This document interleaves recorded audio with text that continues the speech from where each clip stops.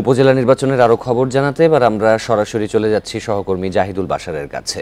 বাশার, সাফাত এবং অর্থে আপনাদের দুজনকে ধন্যবাদ। দেখুন, ভোটের কিন্তু 6 ঘন্টা পেরিয়ে গেল, আর মাত্র 2 ঘন্টা আছে, 4টায় ভোট শেষ। এর মধ্যে 20% মতো ভোট পড়েছে। বাকি কি খবর, কোথায় আর কোনো ধরনের অনাকাঙ্ক্ষিত ঘটনা ঘটেছে কিনা, 87টি উপজেলায় ভোট হচ্ছে, সব খবর নিয়ে এই মুহূর্তে সরাসরি আমরা একটু আগারগাঁওয়ের নির্বাচন কেন্দ্রে আগে যাব। আগারগাঁওয়ের যেই নির্বাচন ভবন, যেটি কেন্দ্রীয়ভাবে যেখান থেকে সব মনিটরিং হচ্ছে, সহকর্মী পারভেজ রয়েছেন, মাহমুদুল হাসান পারভেজ, তার কাছ থেকে জানবো। মাহমুদুল হাসান, সর্বশেষ কি খবর রয়েছে? বড় ধরনের কোনো অনাকাঙ্ক্ষিত ঘটনা কোথাও আছে কিনা, ভোটের স্থগিতের কোথাও খবর রয়েছে কিনা, এবং ইসির সর্বশেষ বক্তব্য কি?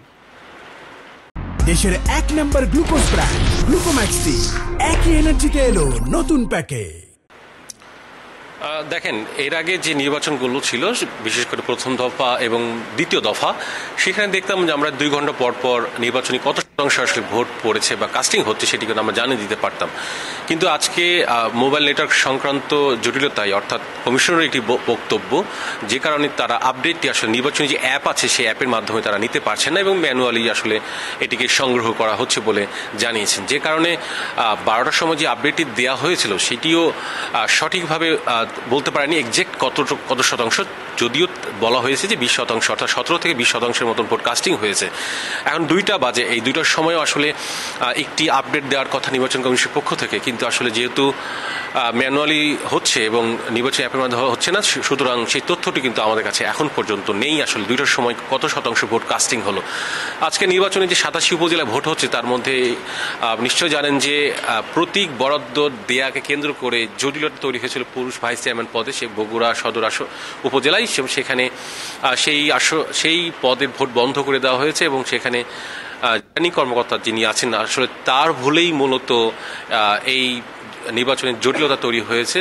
তিনি প্রতীক যে বরাদ্দ দিয়েছিলেন সেই প্রতীকটি আসলে নয়, যে কারণে আসলে সেখানে ভোট বন্ধ করে দেওয়া হয়েছে এবং রিটার্নিং কর্মকর্তাকে সাময়িক বরখাস্ত করা হয়েছে। এছাড়া একটি বিষয়, সেটি হচ্ছে দিন শেষে ভোট কাস্টিং কত হতে পারে এটি আসলে ধারণা করতেই পারি যে আমরা যে প্রথম দফায় যেখানে আমরা 36% দেখেছিলাম, দ্বিতীয় দফায় 38% দেখেছিলাম, সুতরাং ধারণা করা যেতে পারে যে এই দফায়ও আসলে সেই 30-40-এর মধ্যেই ভোট কাস্টিং হতে পারে। মাহমুদুল হাসান পারভেজ, একটা বিষয় একটু জানতে চাই, গুরুত্বপূর্ণ প্রশ্ন। নোয়াখালীর কোম্পানিগঞ্জে সড়ক পরিবহন ও সেতুমন্ত্রী ওবায়দুল কাদেরের ছোট ভাই ভোট বর্জন করেছেন। অভিযোগ তারই ইমিডিয়েট বড় ভাইয়ের বিরুদ্ধে, এবং মূল অভিযোগ হচ্ছে তার এজেন্ট বের করে দেওয়া হচ্ছে, ভোট কেন্দ্রে অনিয়ম করে প্রভাব খাটানো হচ্ছে। ইসি কর্মকর্তারা এই বিষয়ে কোনো কথা বলেছেন কিনা বা তাদেরকে জিজ্ঞেস করার সুযোগ হয়েছে কিনা? না, এই বিষয়টি আসলে নির্বাচন কমিশনের সচিব যখন 12টার সময় 1টার সময় যখন ব্রিফ করে, তখন আসলে এই বিষয়টি তিনি বলেননি। যদিও 4টার পর প্রধান নির্বাচন কমিশনার ব্রিফ করবেন, তখনই হয়তো এটি বলবেন, অথবা গণমাধ্যম কর্মীদের কাছ থেকে হয়তো প্রশ্ন আসতে পারে। তবে এই নিয়ে নির্বাচন কমিশনের পক্ষ থেকে কোনো বক্তব্য নেই। জি, আপনি থাকুন আমাদের সাথে আরো সহকর্মীরা যুক্ত হয়েছেন নোয়াখালী এবং চট্টগ্রাম থেকে। আমরা একে একে যাবো সেখানে। শুরুতে একটু চট্টগ্রামে যেতে চাই, এরপরে নোয়াখালী আসবে। আলমগীর সবুজ রয়েছেন চট্টগ্রামের একেবারে আনোয়ারা, পটিয়া, চন্দনাইশ এবং বোয়ালখালী, 4টে উপজেলায় কিন্তু এই মুহূর্তে ভোট হচ্ছে। পটিয়াতে ব্যালট পেপার ছিনতাইয়ের একটু অভিযোগ উঠেছে এবং আনোয়ারায় প্রতিপক্ষের মধ্যে মারামারির ঘটনা ঘটেছে। বাকিটা আপনি বলবেন। আর সর্বশেষ ভোটার উপস্থিতি কেমন দেখা যাচ্ছে?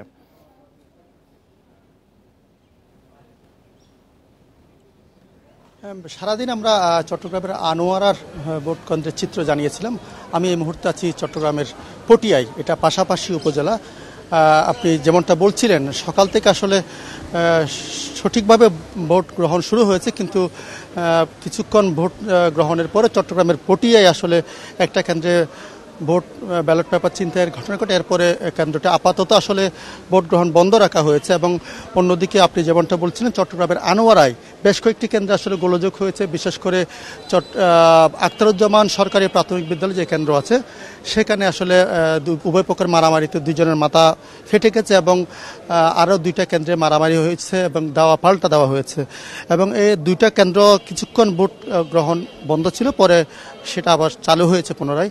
এবং যেটা বিশেষ করে উল্লেখ করার মতো, যেটা আখতারুজ্জামান সরকারি উচ্চ বিদ্যালয় কেন্দ্র, সেটা হচ্ছে সাবেক ভূমিমন্ত্রী এবং বর্তমানের যে আনোয়ারা সংসদ সদস্য সাইফুজ্জামান চৌধুরী জাবেদের ওনার বাড়ি। আসলে সেই কেন্দ্রে গোলযোগের কারণে দুই পক্ষের মারামারির কারণে অনেকক্ষণ ভোট গ্রহণ বন্ধ ছিল, কিন্তু কিছুক্ষণ আগে এখন থেকে আধ ঘন্টা আগে সেখানে আবার ভোট গ্রহণ শুরু হয়েছে।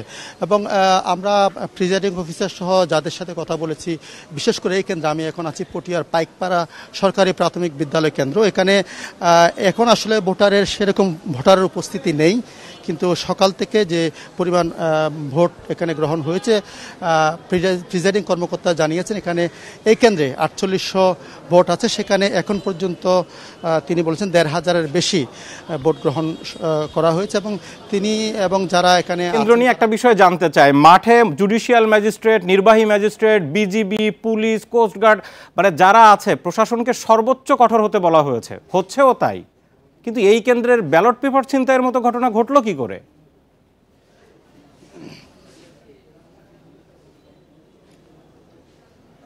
আমরা আসলে যারা মাঠে আছেন আইন শৃঙ্খলা রক্ষাকারী বাহিনী, তারা আমাদেরকে যেটা বলেছেন, আসলে এটা অনাকাঙ্ক্ষিত ঘটনা বলেছেন। তারা বলছেন সেটা দ্রুততার সাথে তারা নিয়ন্ত্রণে এনেছেন এবং যারা দোষী এটার সাথে জড়িত তাদেরকে খুঁজে বের করার চেষ্টা করছে। কিন্তু আমরা আসলে বিভিন্ন জায়গায় দেখেছি যে বিজেপির আমরা টহল দেখেছি, পুলিশের উপস্থিতি দেখেছি এবং ম্যাজিস্ট্রেটকেও আমরা দেখেছি, এবং পটিয়াতে আমরা দেখেছি এখানে চট্টগ্রামের জেলা প্রশাসক এখানে এসেছেন এই ঘটনার পরে। মোটামুটি তাদেরকে তৎপরতা দেখেছি, আর ফাঁকেও আসলে এই ধরনের ঘটনা ঘটছে। এবং পটিয়াতে এটা ছাড়া আনোয়ারা কিন্তু বেশ গোলযোগ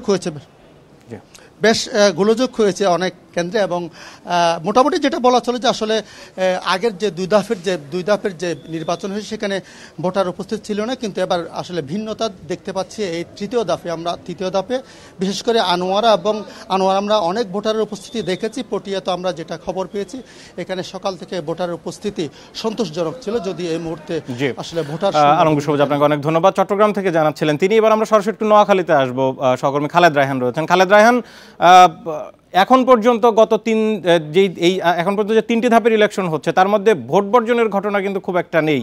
কোম্পানিগঞ্জে এটি হয়েছে, এখন সর্বশেষ সেখানকার পরিস্থিতি কি? আর অন্যান্য যেগুলো, বেগমগঞ্জে নির্বাচন হচ্ছে, নোয়াখালী সদরেও নির্বাচন হচ্ছে, জানাবেন সব মিলিয়ে।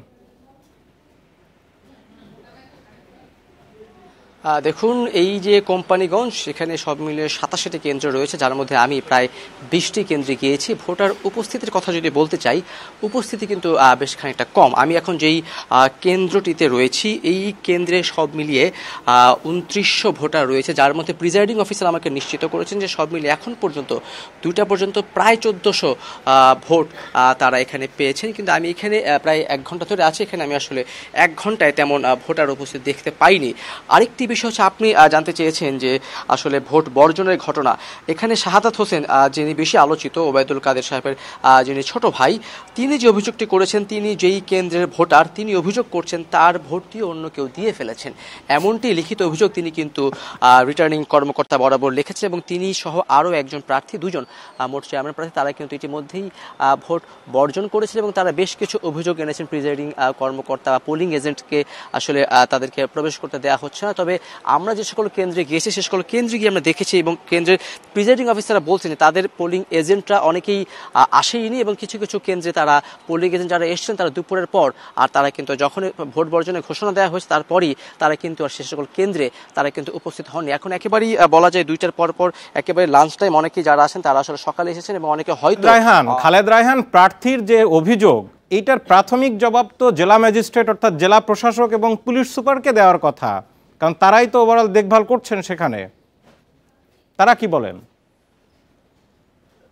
তাদের সঙ্গে যখন আসলে কথা হয়েছে তখন তারা জানিয়েছিলেন যে লিখিত অভিযোগটি তারা তখনও পাননি, তবে লিখিত অভিযোগ পাওয়ার পরে সেই বিষয়ে তারা ব্যবস্থা নেবেন। যদিও তিনি নিশ্চিত করে আমাকে, রিটার্নিং কর্মকর্তা, জেলা প্রশাসক এবং পুলিশ সুপার, 3জনই নিশ্চিত করে বলেছেন যে তারা এখন পর্যন্ত এইরকম কোনো অভিযোগের সত্যতা পাননি।